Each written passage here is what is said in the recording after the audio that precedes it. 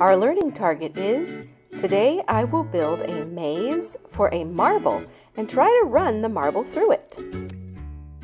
You have a couple of options today for how you might build your maze. You can use materials you have at home, such as Legos or building blocks or some other toy to help you build a maze for your marble. Here's an example. This person used Legos and made the path wide enough for the marble to fit through.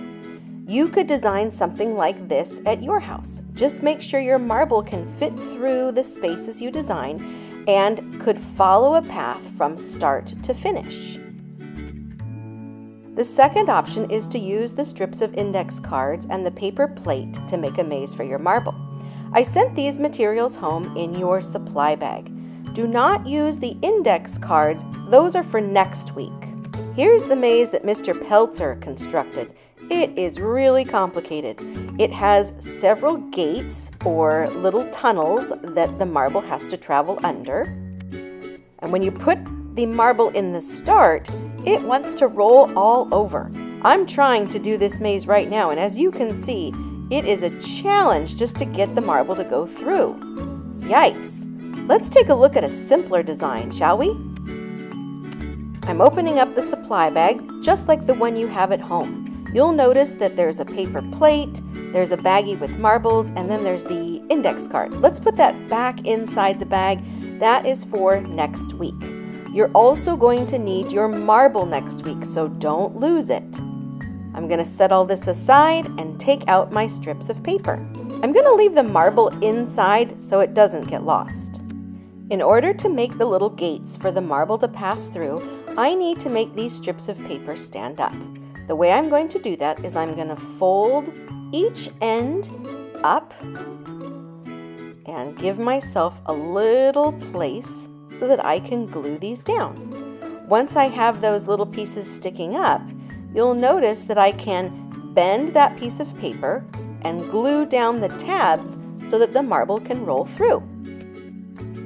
Gluing the little tabs down will take some patience because I'm going to need to hold each of the tabs down for probably about 30 seconds before I move on to the next one.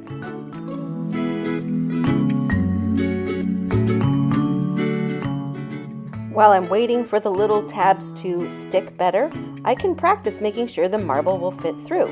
If I make it too tight, the marble will definitely not be able to travel through.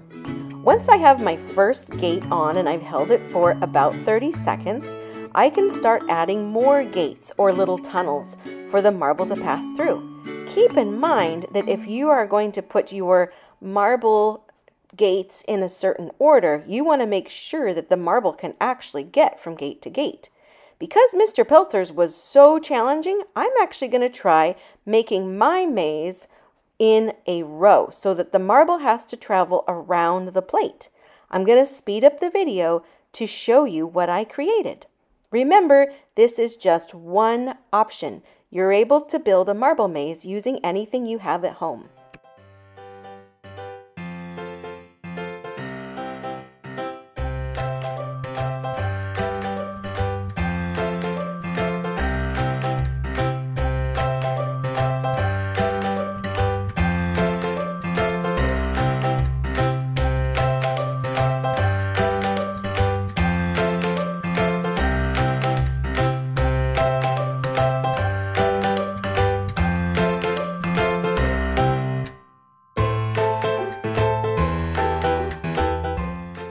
With my track complete, I've decided I need a place where I can start and end my marble.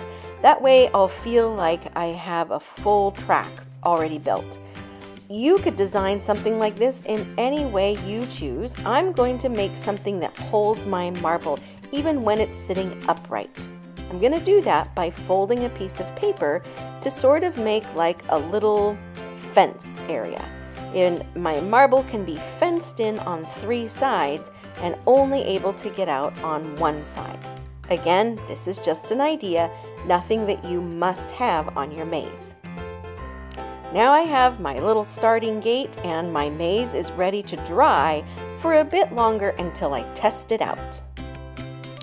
My maze is pretty dry and I'm ready to go. I decided that I want to also number the tunnels or the gates for the marble to go through, just so that I can keep track of how well I do. Like if I make it to the second gate, then the next time I want to try to make it to the third gate, and so on. It's just a little way that I can keep track of my progress. My marble's in the gate and I'm ready to go.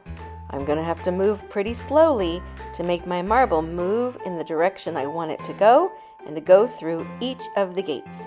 I'm really excited to see what your marble maze looks like, so don't forget to post a picture on Seesaw.